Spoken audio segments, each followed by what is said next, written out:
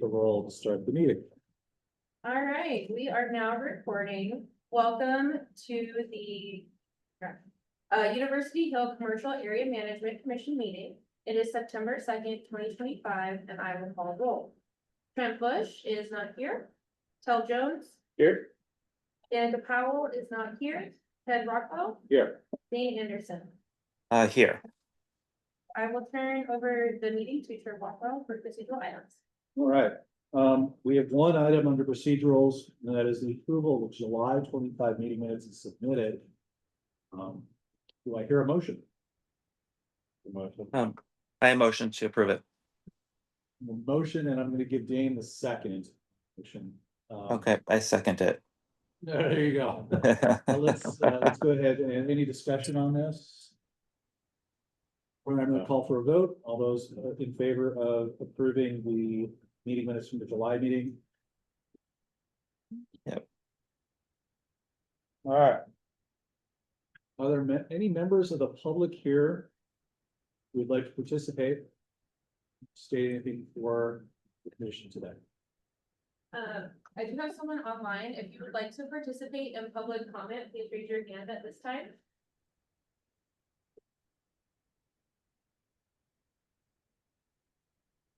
Not seeing a raised hand. Okay. We will then move on to the consent agenda.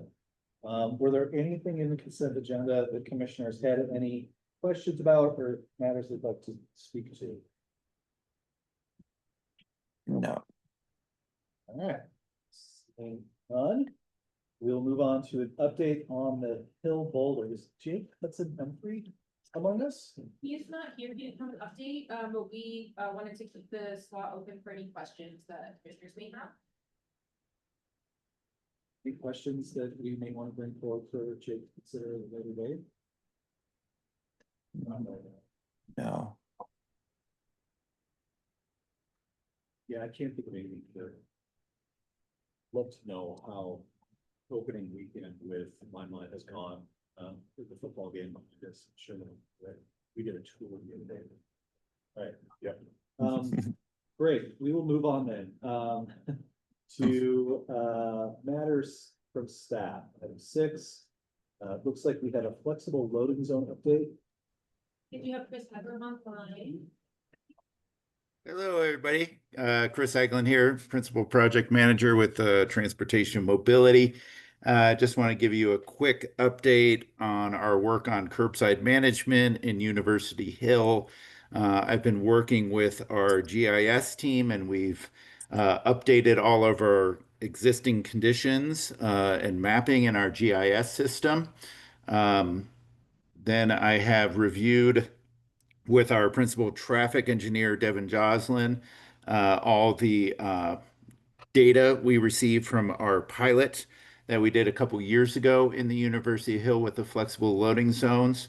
Based on that analysis, he's thinking that probably 2 locations, one on 13th and one on College would probably be the most appropriate.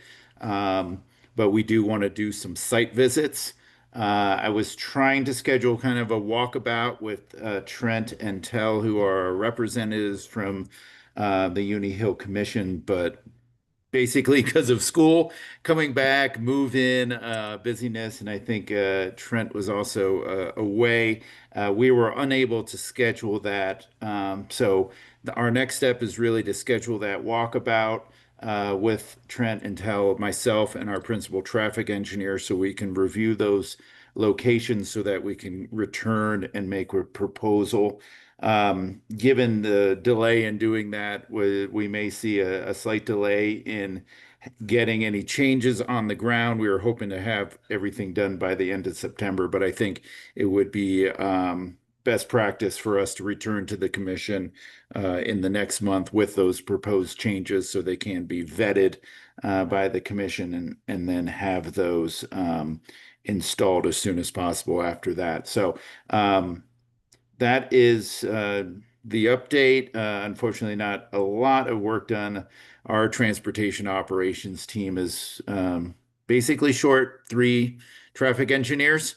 So it's been difficult to get kind of the time required to get on that, but we will hope to get back on track, do the walkabout, and then return to this board with a proposal of any changes for you to review. Chris, so you're indicating that you're planning on coming back to this commission in November then? Yeah, I think I thought maybe I didn't know if you had an October meeting.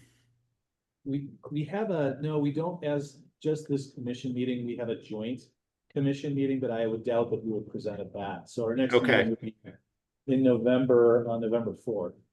Okay. Well, maybe we'll want to do something ahead of time, maybe outside of the commission meetings, but still allow the commissioners to weigh in on any proposed changes.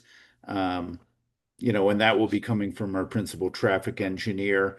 But I did want to, get the input from Trent and Tell before we move on to that next step. So.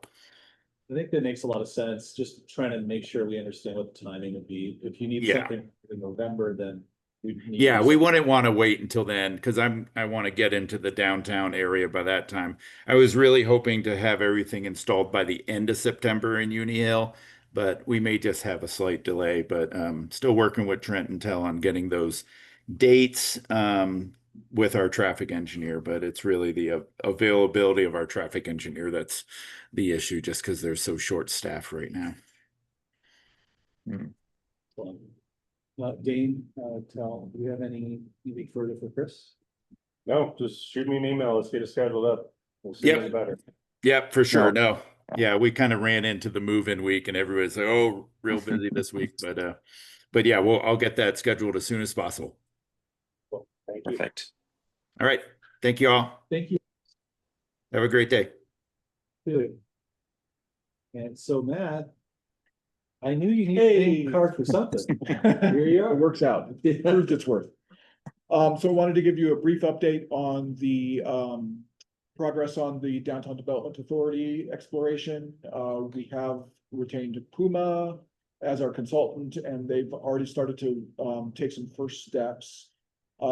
Really early steps in just having conversations with a few stakeholders throughout the area of planning that we're expecting for the DDA to form an advisory group. And looks like that advisory group meeting's gonna happen September 16th, and it would be great to have UCAMC have representation on that group. It's gonna be a monthly commitment. They haven't decided exactly how that plays out. They'll wait till they bring the group together to find out what days and times are best, but we did send along in the memo some very scant details so you could start to think about who you want representing you. I'm not sure that we need a vote on that, or is it just a sort of nod? What would you prefer? It would be nice to have a formal, yeah, if you want to have someone represent, you can't say there needs to be a formal action. Great, so thank you for that. We're looking then for a motion and second and vote on who would represent UCAMC at the DDA. So Matt, how long will this engagement go? Well, Monthly for how long? it'll be monthly through the summer of next year. And that lines up with the process that we need to take before this gets into the cycle to go on to the November ballot. There may be opportunities to engage after that point, but that won't be with the city team. There may be a campaign for the DDA, and there may be members of this group who continue on for that. But so what I'm asking for specifically is now through next summer. But there's other opportunities and for other people who aren't the appointed to get engaged after that. And this is too Should we wait on that? Is there a possibility to do that? So you certainly can. There's a possibility that you will miss 2, maybe 3 of these meetings. You won't have representation. Is there a way to vote without being here at this meeting? Nope, you have to be at the meeting to vote. But there's nothing to say that you couldn't assign someone for this first 2-3 meetings and then reconsider later. Oh, you can swap it later. Yeah, it's a title. I mean, it's not my expertise, but whatever. Do you, so You Dane, can also vote for commissioners that aren't here. Because you have a core, you guys get to make decisions. That's right. I Is hear you, Chris, I hear you.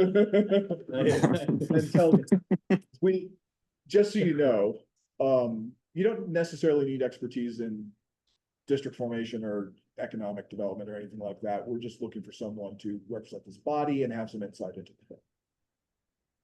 So, before we kind of get into that, I have a question about my term of service. This runs through next summer. I believe I cycle off early this next year, or do I cycle off after this next year? You would cycle out, when someone gets appointed to your seat. So at the end of, it'd be beginning of 26, whenever the next person cycles in, so that would, If there's a person. right, well, I mean, it's a whole lot to be forever. I can always stop. You can reapply as well. I could make it worth my while. But no, the reason I point that out is that I would hate to elect someone to this role that isn't going to be that. And this is a relatively important set of circumstances and decisions, so Yeah, I'm gonna end up kind of taking my name out of the hat just because of that. I could do an interim between now and maybe the end of the year. Seeing that we're missing two fifths of this commission currently. But at the same time, I would encourage others to consider participating. So.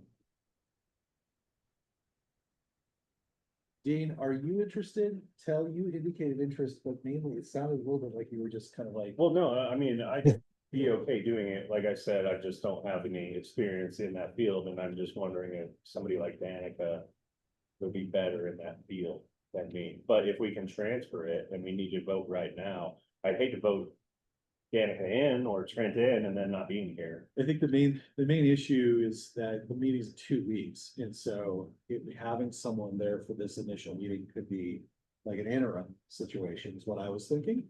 And then we can go beyond that and re-elect somebody potentially to them. How offensive would it be for us to make a decision now to elect someone interim? And then in the meantime, have a conversation with, say, someone like Dan and say to them, hey, we really would prefer for you to be doing this. So it's quite possible that Danica's already planned to be involved. Okay. So, because she's working on a variety of similar types of initiatives. Yeah. So, you could do, you can have up to two, right? You just can't have a quorum.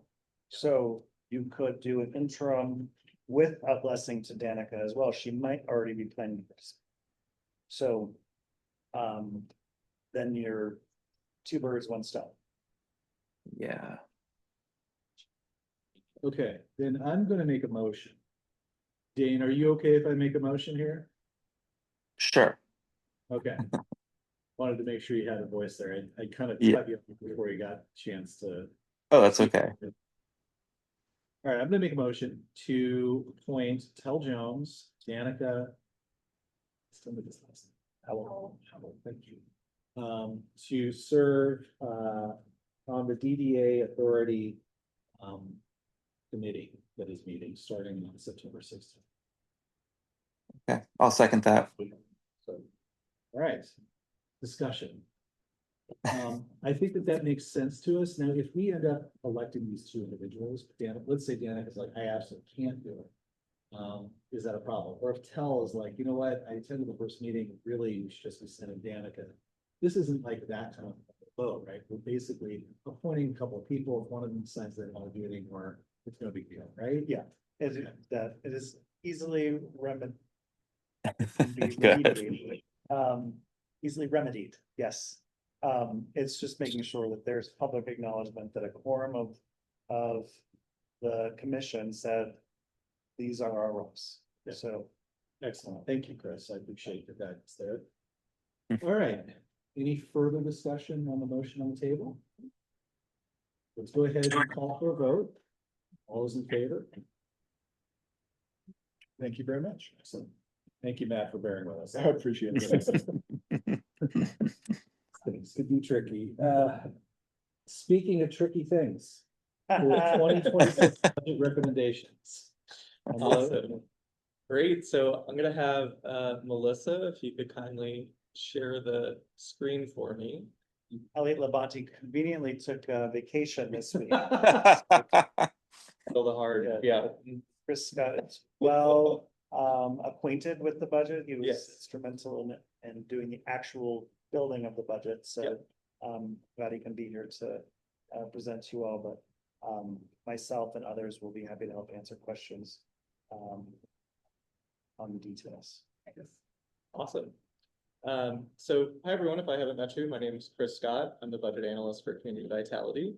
And today I'm going to share with you all the 2026 CMO City Manager's Office recommended budget for Community Vitality as well as the UJIT Fund. So the purpose of this presentation today is to present to you all the recommended budget and for our staff, like Chris mentioned, to provide any support on questions you might have, as well as ultimately understand your support of the CMO's recommended budget. I will work through these slides, and then at the end, I've left some time for questions. So if you wouldn't mind holding off on any questions until the end of my presentation, that would be great. And then ultimately, after our question and feedback time, I do have some recommended motion language for the 2026 budget. Melissa, next slide, please. So for our agenda today, I'm going to walk through some key accomplishments for the Hill. I'm also going to work through some, I think, some helpful budget definitions that'll be helpful for you all in guiding through everything here. I'll then jump into CMO's recommended budget, as well as our CIP plan. And then I'll go into more detail on kind of a 3-year comparison of UJIT specifically. And then, like I said, I'll leave time for a bit about like kind of what's next and any questions or feedback that you all might have for us. Next slide, Melissa. Great. So some key accomplishments. We had the On the Rise Fest, which brought live music and entertainment to the district. We also had our refreshed crosswalk paintings and creative murals on the Hill with our public art and district vitality teams. Next slide, please. And then we have everyone's favorite big belly trash cans that were brought to the Hill. I think these were really cool and brought a lot more access to trash and recycling for those on the Hill. Next slide, please. And then finally, we improved our district connections between the Hill and downtown with sidewalk upgrades, as well as the park-to-park shuttle routing that was expanded along Broadway and the Hill. Great. So with this year's accomplishments, I'm just going to kind of jump into moving into some language that I think is helpful for you all in understanding the budget. And some items that I'm going to bring up shortly. Next slide, please. So the first items I just want to go through with you all are cost allocations, internal services, and transfers. So cost allocations are like a transfer, but they are typically for very specific and defined services that are funded by the general fund. So this includes services from things like city attorney's office, city clerk, city manager's office, or IT, etc. Our internal services are services that are provided from facilities and fleet. Those typically also include our, things like our replacement funds, our equipment replacement, our vehicle replacement funds. We also have central software costs that are shared across the city. Those are included there. As well as all of our computers that we have here in Community Vitality, those share a computer replacement fund. Finally, transfers. So transfers are simply a revenue and an expense between two different funds. So a very clear and easy example for this group would be the general fund transfer to UJIT. That is considered a transfer. And so just some accounting language, this would show up as an expense in the general fund and a revenue within our district fund. Next slide, please. Great. So next are reserves. So reserves are a type of savings account that stays within the fund, but it's typically for emergency uses or if there are any revenue shortfalls, things like that. They tend to change from year to year as they're based on at least 16.7% of the next year's operating budget. So the thing that you're probably most familiar with are operating reserves. And that 16.7% for operating reserves comes from that it's 2 months worth of operating expenses. So for example, the 2025 operating reserve is simply based on 2 months worth of 2026 operating expenses. There are also a couple other types of reserves. So we have sick and vacation time reserves. Those tend to try and offset any employees that might separate from the organization for things like FMLA or extended absences. These are not technically required in a fund, but it's just something to keep in mind. There are also other reserves that city council could or staff could identify that they recommend be included in a fund as well. Next slide, please. And just a reminder about what a fund financial is. So a fund financial is a document that shows basically an overview of our current financial status, as well as a projected outlook of a fund. So it includes things like the actual reserves, which we tend to use the word sources, as well as expenses, which we use the term uses. From the previous year and the current year's adopted and revised budget, the recommended budget for the following year, and like I said, an outlook that we use projected revenues and expenses for the next 5 years. Great. So now for the fun stuff, I'm gonna head into the city manager's 2026 recommended budget. So first, I'm just gonna pop into our recommended budget for community vitality. And then I'll move into our CIP and then a little bit more details about UGID specifically. So to start, this is our overall community vitality recommended budget. You can see the total budget for 2026 is just under 24.7 million. I've separated it out between sources on the left side, so those are our revenues, and on the right side are our uses. So our sources include taxes, so things like property tax, use taxes, there's a whole bunch of different types that could be included there, but basically taxes out there. Our investments, which are just our interest earnings on our funds. And then our products, which include a whole range of things, including parking permits, leases and rents, our enforcement from our parking garages, things like that. So the right side just shows our recommended budget split out from our personnel budget and our non-personnel budget. And it's broken out by each of our work groups. I think the important thing to note here is that parking enforcement, there's no budget there for us this year, as parking enforcement has moved to planning and development services. So their budget will be included with it. And then the other thing to note is that on our sources side, you'll note that we have $0 in transfers for 2026. I'll go into more detail shortly about what that means specifically for UGID. Awesome. Great, so now we'll jump into our capital improvement plan. So our CIP is a 6-year budget from 2026 to 2031. Just some important things to highlight for this commission. There are no capital dollars for UGID next year that we had sought or approved. And the important ones for this year are definitely our garage restoration efforts. So you'll see we have our Spruce Garage. We have 4.6 million approved or recommended for that. We also have our St. Julian Garage in 2026 that's going to start. Our Pearl Street Mall refresh with the upcoming anniversary of the Pearl Street Mall is there in 2026 as well. And then we'll also be starting work on improving electronic signage in the Boulder Junction garages. So that's there under for 300,000. And then finally, we have our public art dollars through CCRS. it's a little complicated, but I'll do my best to try and explain what that means. So the tax sets aside, it's based off of a sales tax, and the tax sets aside 10% of its revenue for nonprofit projects. And of that remaining 90%, the city sets aside 1% for public art installations for capital projects that are funded by that same tax. Great, next slide, please. So now I'm just going to jump into UJIT specifically and a 3-year comparison of the fund. So for the 3-year comparison, I have here 2024, 2025, and 2026.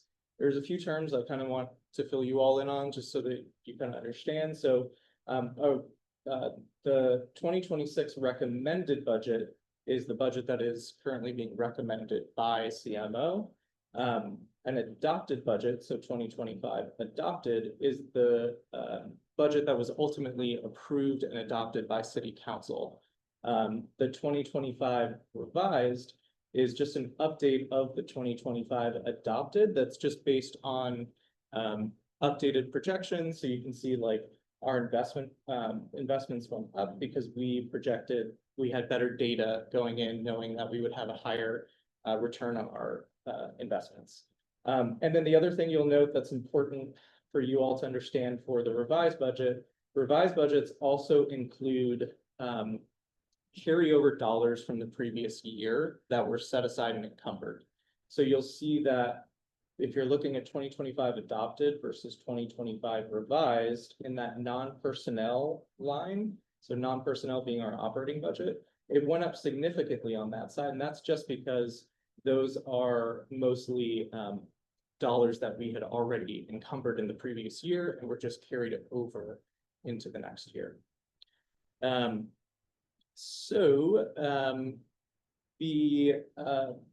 The table is broken down, like I mentioned before, sources and uses. So sources being our revenues, our investments, products, taxes, and transfers, and then our uses being split out from personnel and non-personnel.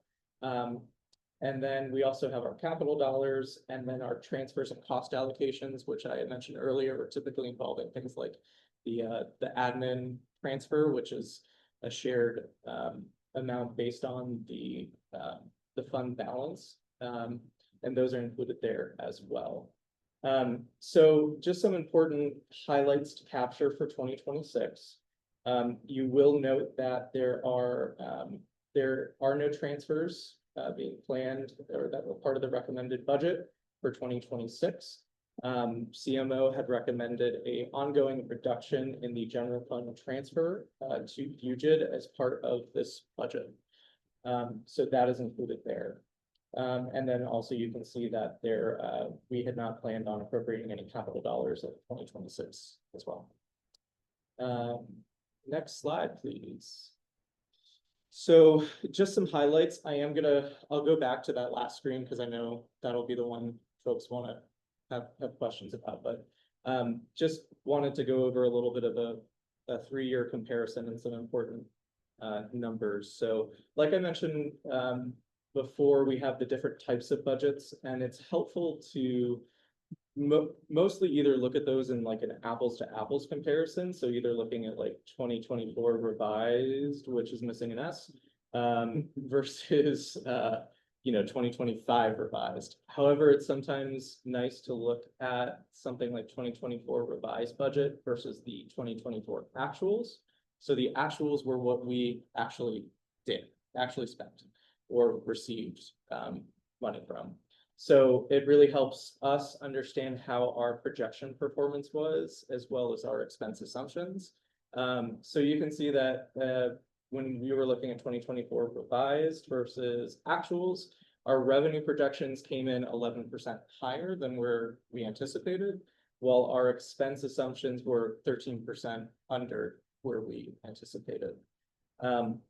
The other one that I think is useful to look at is the 2025 adopted, which is the budget that was adopted from City Council, versus the 2026 CMO recommended, which we now have.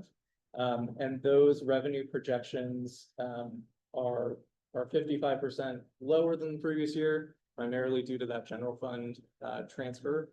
And then our expense assumptions were also 55% below the previous year. And that's primarily due to the capital dollars. Great, so next slide, please. And that wraps up my presentation. So I will now open the floor for questions and feedback from this commission.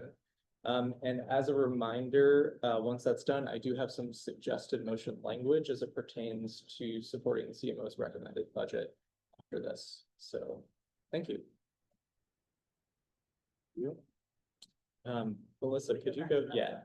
Oh, there's also one thing I forgot to mention at the beginning. I had made some corrections to some of these numbers in this presentation compared to what was shared in your packets. So Ellie is going to be resending the slides with the updated numbers after this meeting.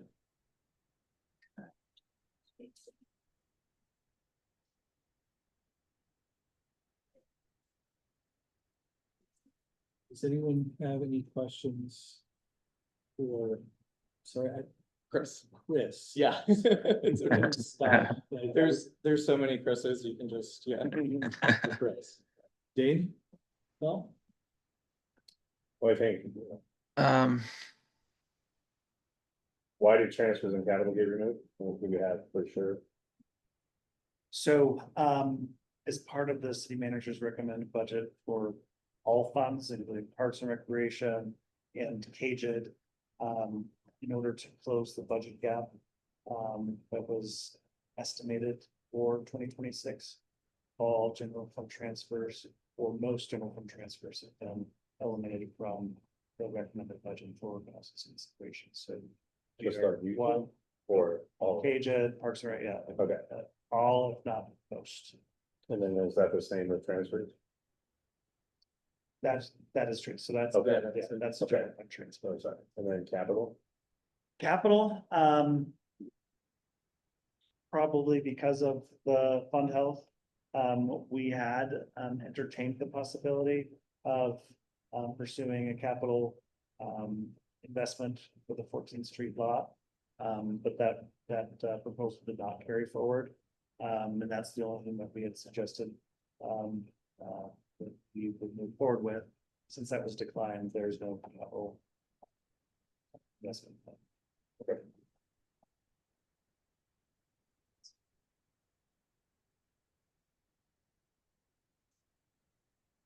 In the packet, there are several numbers that are highlighted in orange. Yeah, I'm just curious. I think when that presentation was sent, those were highlighted because we were updating the numbers and for some reason they were sent as part of the packet. So that's the only, yeah. I spent a minute trying to. Trying to figure out why they were special. I don't have a question as much as an observation that city staff have heard and that this commission has heard from me before. This budget's upside down in Eugene, and cannot continue this way. And I understand the city manager's the pressure that the city is under and the city manager's recommendation to not do transfers. I would hope that that could be something that gets reconsidered.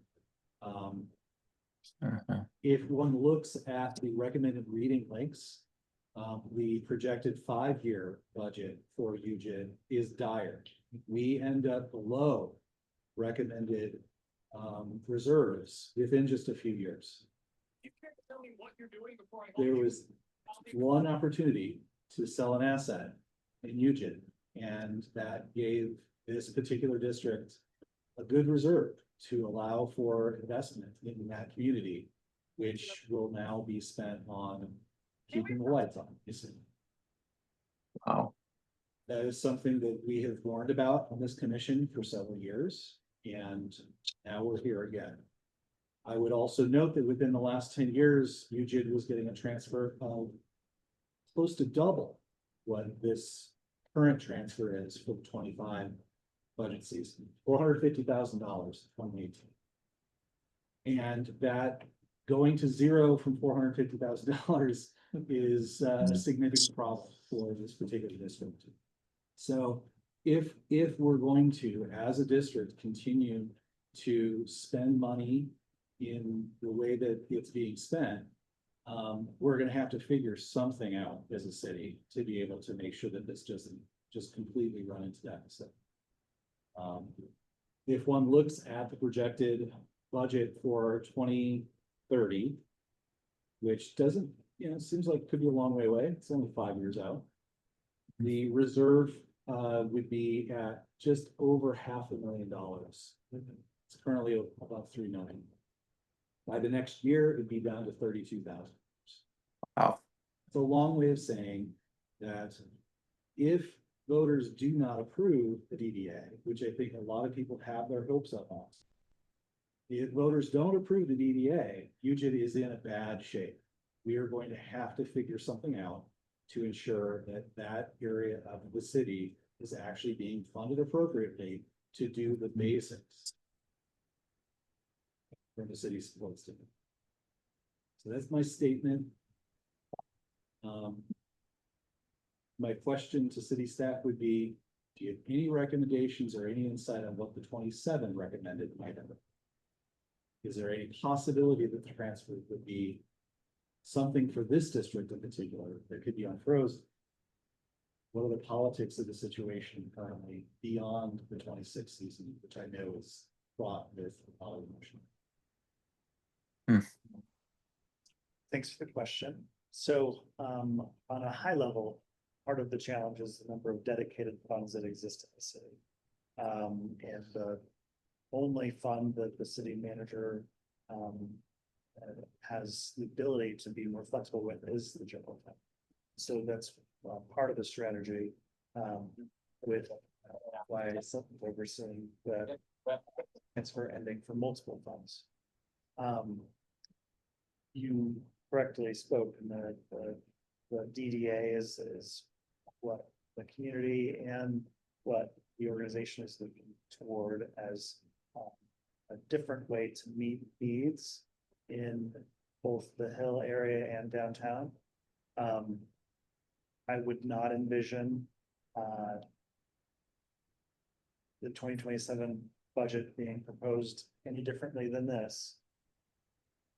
Because the vote for the DDA won't happen until November of 2026, after the budget for 2027 has already been established. So all good questions. Certainly nothing that you mentioned is news to us. And it's all tied into what we've been saying as well about the management of this fund. And being subjected to all the same challenges that the rest of the city has. This is where the city manager's recommended budgets landed. Wow.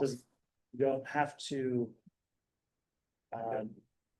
vote to recommend approval. It's up to you all to determine whether or not that's the message you want to send to city council as the board of directors of each other. But this is what is going to be presented to them. Dean, I want to give you a voice if you had any questions at this too, or I've got another thing that I want to bring up.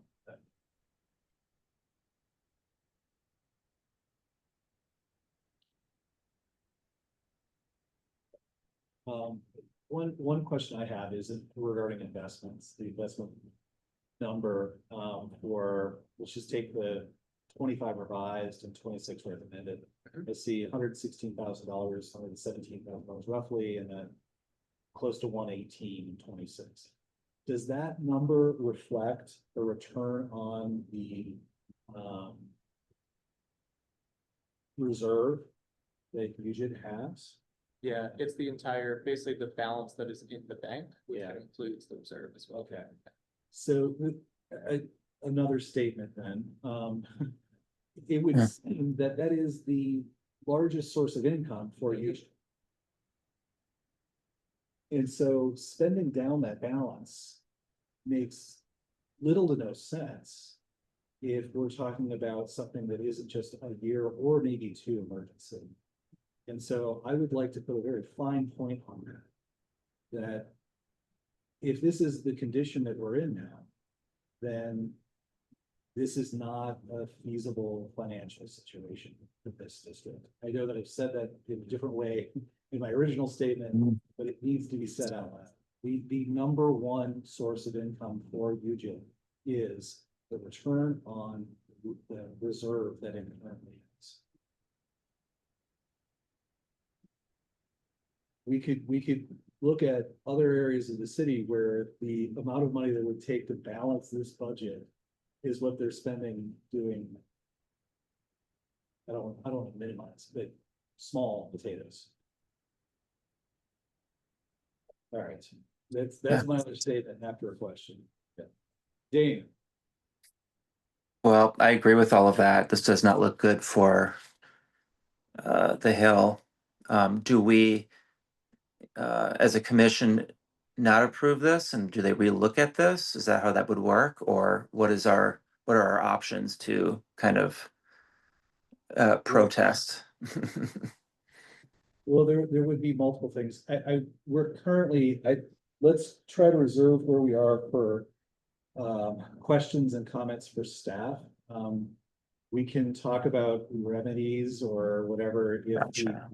decide to start voting on this.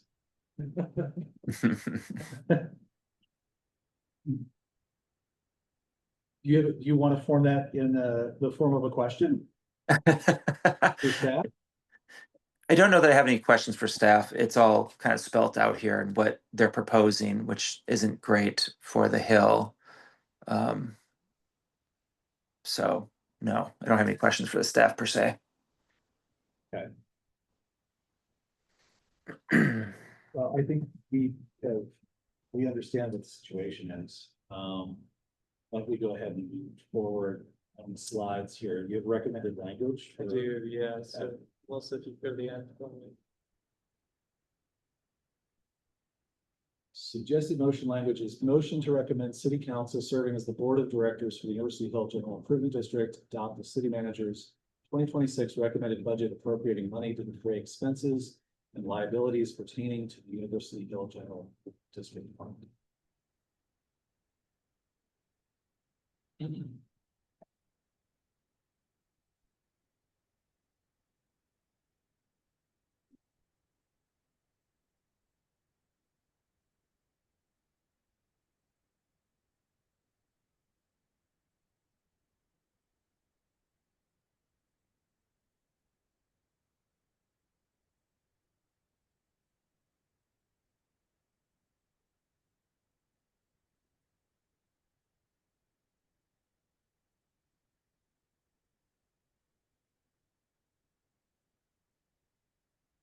All right, I'm gonna make a motion to.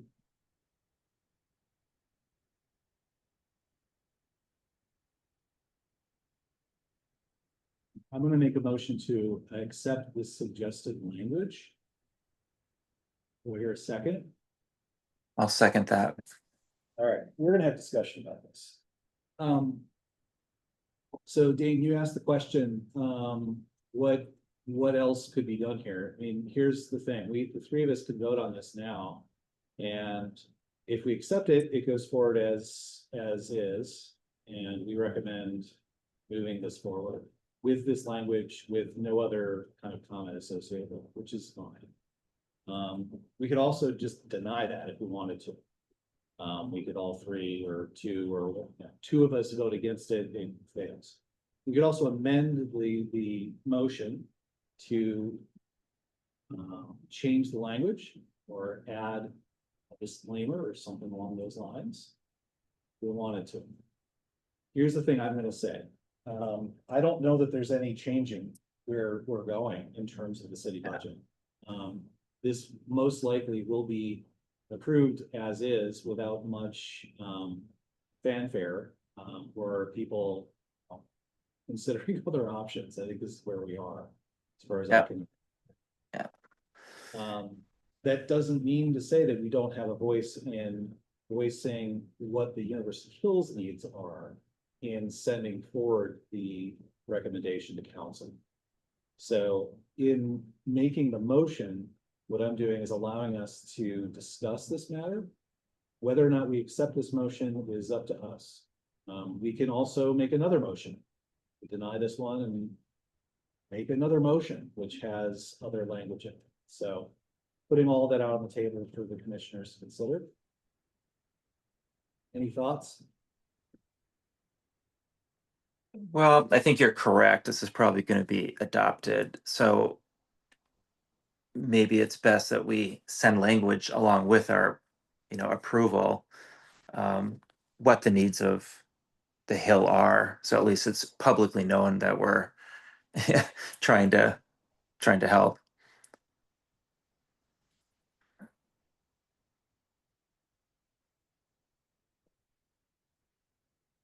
Mm. Yeah, Three is probably gonna get pushed here. So.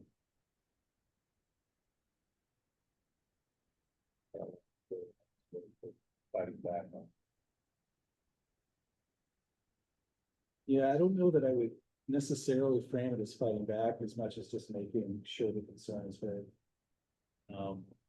I made a lot of statements before in the hopes that it makes it into, meeting minutes. Meeting Yeah. minutes are what meeting minutes are. Message to council is a different thing. Motion is a different thing. Yeah. So it does give us that opportunity. If, then I'm gonna withdraw my motion. Motion is no longer on the table, withdraw my motion.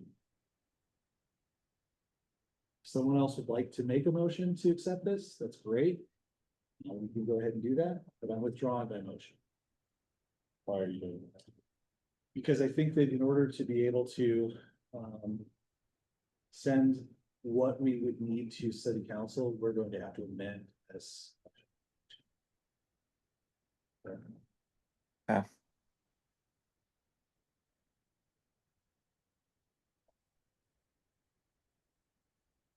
All right.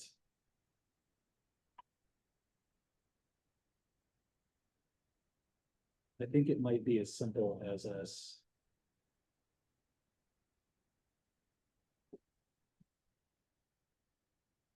I think we need to come up with a kind of statement, a single kind of sentence regarding Huget's fund balance and the spending of its reserves as being unsustainable.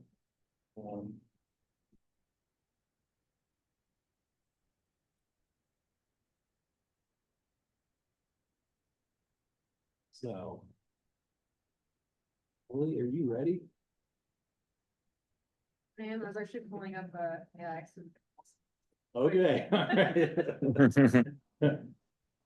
Given that the 2025 UJIG Commission priorities include the near and long-term fiscal resiliency of UJIG, we urge City Council to consider in future years general fund balance to UJIG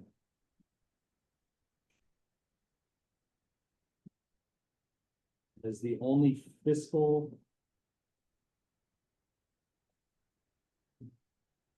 way to maintain fiscal resiliency.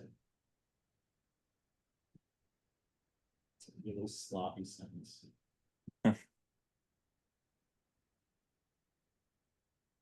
Yeah, Ellie, can you read it back to me, please? No, I don't have all of it.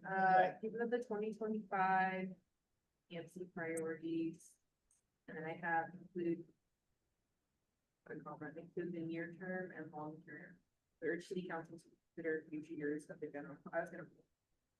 Okay. Uh, Near and long-term fiscal resiliency of the UJIG fund.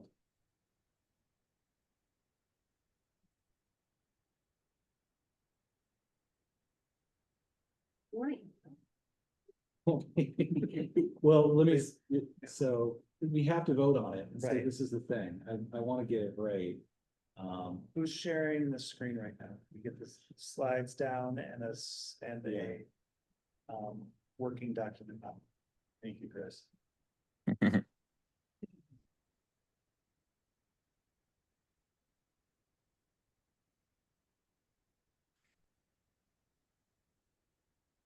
Here we go. Given that this 2025 CAMP priorities include near-term and long-term fiscal resiliency of the UGID fund.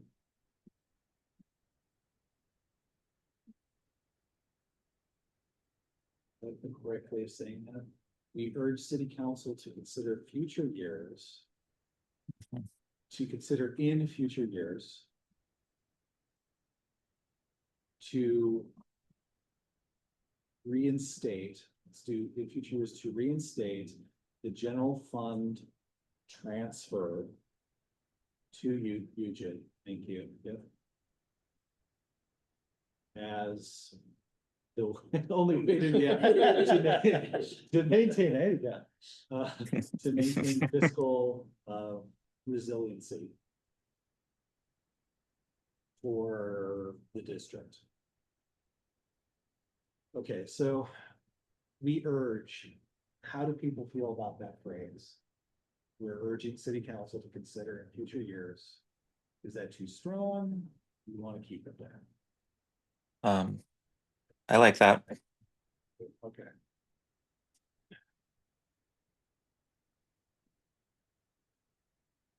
All right. Please read through this, the three of us, the 3/5 of us. Given that the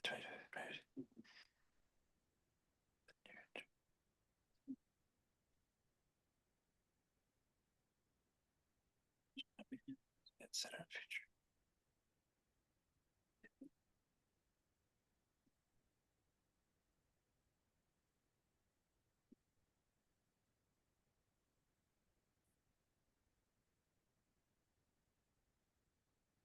All right, so now I'll just figure out how to turn the corner into the motion that approves the. Ellie, is there a way of like, here, I've talking to Ellie like she's a Star Trek bot or something. Just read my mind, make it so. Make it so. All right.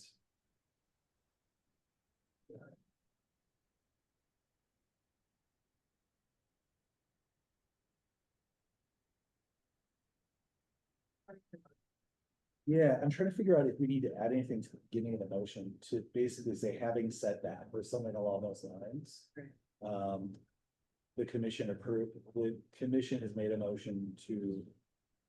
So you're talking about that statement. Put the statement first. I'm thinking we put that statement first. And then we end up approving. We could do it the other way around too. We could make the motion, which then has a statement at the end of it. Right. There's no motion. There you go. Thank you. Yes, perfect.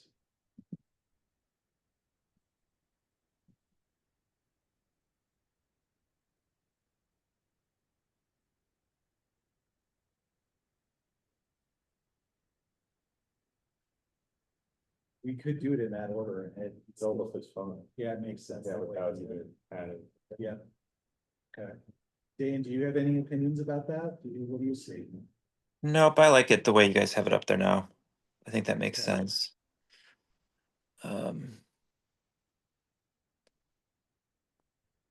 Yeah, I'm gonna make a motion to approve the statement that we see here on the screen that reads, motion to recommend city council serving as the board of directors for University Hill General Improvement District, adopt the city manager's 2026 recommended budget appropriating money to defray expenses and liabilities pertaining to the University Hill General Improvement District Fund. Given that the 2025 CAMP priorities include the near-term and long-term fiscal resilience of the UGID fund, we urge city council to consider in future years reinstating the general fund transfer to UGID as the only way to maintain fiscal resiliency in the district. For the second, Second. Second, any discussion? Let's discuss the hell out of this thing. There we go. Yeah, all right, you good, Dan? Yep, I'm good. All right, I'm gonna call a vote on the motion that's on the floor. All those in favor of that language, say aye. Aye. All right. I really appreciate all your patience there. I don't know, you know, what are we gonna do? Mhm. I do feel like there's a moment in time here that I think we all understand the difficulties the city is facing. But at the same time, this particular area of the city has been underwater for such a long time that calling it an emergency, the emergency here is, you know, kind of ridiculous for Camp City. We've been there for so long, and the city has had to subsidize what's going on for so long that this can't continue for this particular district, especially not past year two. Just becomes unsustainable. So I really appreciate your patience. Thank you. All right. That moves us on to the draft commission summit agenda review. Chris Jones. So included in your packet was a draft agenda that we have put together with a number of topics that we feel pertain to most or all of the GIDs that Community Vitality manages, including some topics around the future of the DDA and where we might be headed, contingent on how things go next year. So we didn't spend a ton of time on this. We just know these are topics that are coming up quick for us. We do have some information that we'll want to share with all commissions. In many ways, it's kind of, you know, many birds with one stone. But we're still very flexible. This is our first, we're meeting with DMC next week and then Boulder Junction after that. But if there's something on here that you're wondering about or curious about, or if the amount of time from 3 to 9 p.m. for those that need to go to the racial equity optional item, we could also take a look at scaling back the number of hours as well. This date's moved around a few times too, believe. Yeah, it's a long session, 6 hours. Yeah. So if we're okay with the 6 hours, we end early to end early. Yeah, so the advancing racial equity, the role of government training. If you've already been through it, I think Dane, you just went through it. Yes. As part of orientation. It's being offered for commissioners who have not yet taken it as part of their orientation. But I would say, you know, Ted, if you are not planning to reapply, well, even if you do reapply, you'll have an opportunity, and if you stay on, you'd have an opportunity to take the training as part of orientation next year. So just want to put that out there. Yeah. The piece that I have wondered about, and I don't know if this is, it would seem that it would be a part of this agenda because it's so specifically around where the DDA may be going, is what the communication strategy may be, knowing that we're facing the voters in a year. It seems like that's a really essential component. If, as I said earlier in the meeting, if the voters don't approve it, then we're C with this recommendation. And so making sure the city is making a compelling case for why DDA with the general public, is that included in one of these, or? So the topic that will be most pertinent to where the city's headed in that regard would be the economic development strategy update, with some mention of the DDA, but we'll still be in the midst of the technical meetings. So that will all need to be worked out in preparation for what we're anticipating is a touch with city council in May of next year. That's when we will have, crossed our Ts and dotted our Is on all of that work. And then, as you heard from Matt earlier, once, the item moves to the ballot, then we have to go silent. We'll be actually relying on our external partners to carry the message, from there on out. So a lot of work to happen on that front. Not gonna be really, in a place to bake and share, in October. That makes sense.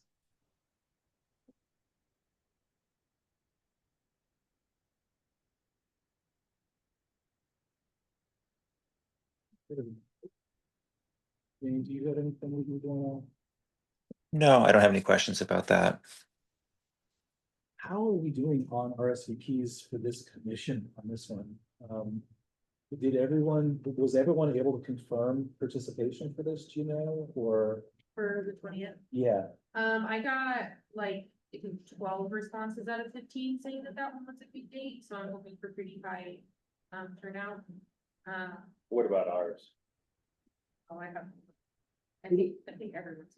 oh, yeah, that's what I was curious about, is I'd love to know if there's someone I need to nudge. Oh, Okay,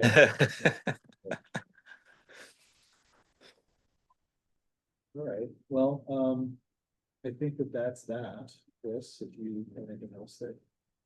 Now, if you're generally comfortable with the direction that it's headed, it could continue to be refined and change, but just want to make sure that there's nothing that you were really hoping to get out of the time that you're not seeing on the list. As we solidify those plans. The one thing that I just occurs to me now is introductions. 20 minutes may not be long enough. Just because the numbers that you just said, 12, 15 people, it's a lot. Yeah. And if we're talking about a group of people coming together that are gonna be working together in the future, introductions may end up taking more time than that. And it's such a small nitpicky thing, but it does seem like that's the opportunity, right? Creating synergies among commissions themselves. Thank you. Sure. Okay. And thanks for your coordinating. Yes. It's a kind of a big deal, having all these commissions come together. Doesn't happen every day. It's one day in October. All right. All right, well, it's back to me. The bi-monthly check-in recap. Well, recap is gonna be relatively brief. We primarily talked about the DDA and what was happening on that front. There was a little bit of conversation about the Limelight's impending opening. Danica was on the call and she knows a little bit about what's going on with the Limelight, so we have that as well. There was a preview of the budget conversation we just came through as well. Elliot. Which, yeah, that was helpful. I think beyond that, there wasn't much else. This wasn't there, that's right. So, I think you were at it, right? and I missed 2 times ago, but Did you miss this last time? I don't think I think I was there. You're there. You Yeah, were I there? was there. I'm sorry, Yeah, you're fine. I was wrong. Yeah. Apologize. You're fine. All right, They all blend together for me as well. I really appreciate them. I'm very grateful to you, Chris, for putting them on our agenda because it is an important thing. We are moving things forward in those meetings, but they are informal, and so the fact that my recaps end up feeling more informal is due to that nature. All right, any other matters from commissioners? Anything anyone wanted to bring up in this moment in the meeting? No. Okay. Just a reminder that we have the next bi-monthly check-in meeting coming up on the 14th. It's you and I, Tal. And then we have that all commissions summit meeting happening as we were discussing on October 20th. And our next commission meeting will be 4 p.m. on November 4th. Yep. Anything else for the good of the order? I would like to add, Yes, Chris. it's just, we don't see it on the agenda, but the joint commission agenda setting meeting. Just want to make sure, chair and vice chair and pulling up my calendar now, unless somebody has a day right off the top of their head. I think it is October 2nd, yes, at 1. Yeah, Just want to make sure that's on. it's on mine. Great. Yeah, I got The chair and vice chair, and the commissions, we all get together, discuss the agenda for the. Okay. Nice. All right, anything else for the go of the order, as my old boss used to say? So we'll go to the night of round table, I should say that. No, good, meeting adjourned. Perfect. Bye, James. Bye, guys.